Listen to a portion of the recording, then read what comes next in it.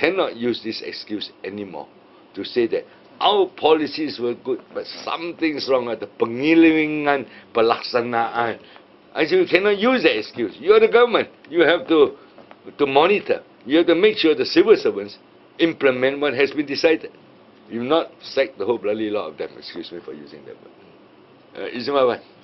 So, first thing is to make sure to ask, to get UMNO, talk to them through closer dialogue, and be brave to come out and raise that table. I mean, things were raised, well, I don't want to take full credit. The 3 speakers in the UMNO assembly, they were obviously speaking on seditious things. You don't even take action on them, and give them a warning. Whereas in ours, I say, for example, my chairman of Sabah, Sarawak, State Assemblyman, did not vote with the Barisan. We have to sack him. We take discipline. Kacun, something like that. Gerakan, make your stand. It's about time.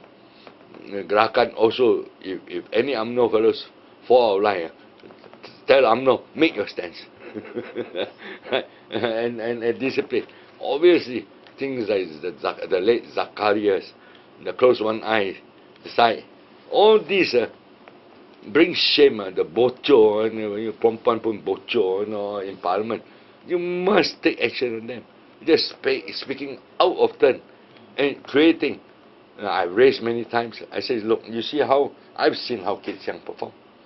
He's egging them on to make them look stupid. Although it's not televised in the Dewan, but they have cameras outside taking on, it is televised outside in the lobby. So they were taking the televised portion outside the lobby and showing up. And sure enough, in the last election, they show everything. They turn all this into DVDs. And they have a riot. And because they see this the misbehavior of this fellow talking nonsense. To tell UMNO that people want multiracial. Today, Sinchu headline, Rafida says we are going multiracial. If you want to go around multiracial, let's go multiracial. Turn Barisan into a multiracial party. How? 2. How? We got to work on it, right? Then the third step, if they don't, there must be a time limit. We cannot go on the way we are going on. If that is what the right wants. But there's no shortage of racialists and religious demagogues who will push us far. That's why I'm telling the Chinese, don't push a lot.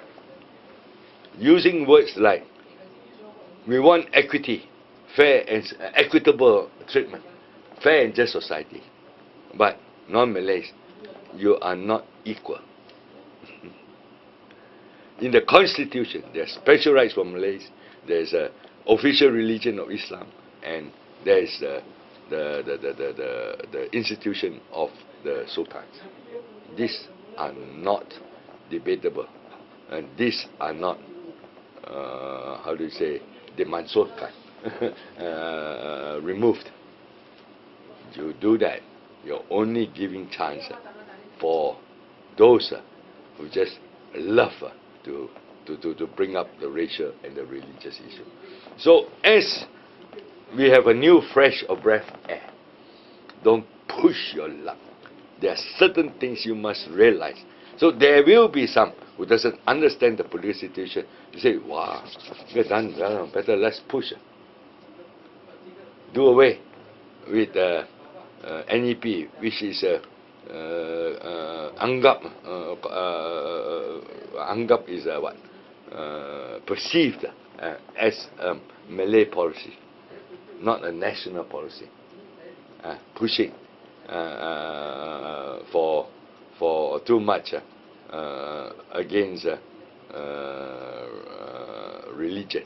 Although we all don't want the Islamic State, but there are ways how to raise it without giving the wrong impression that you are against Islam. Right? So if these forces,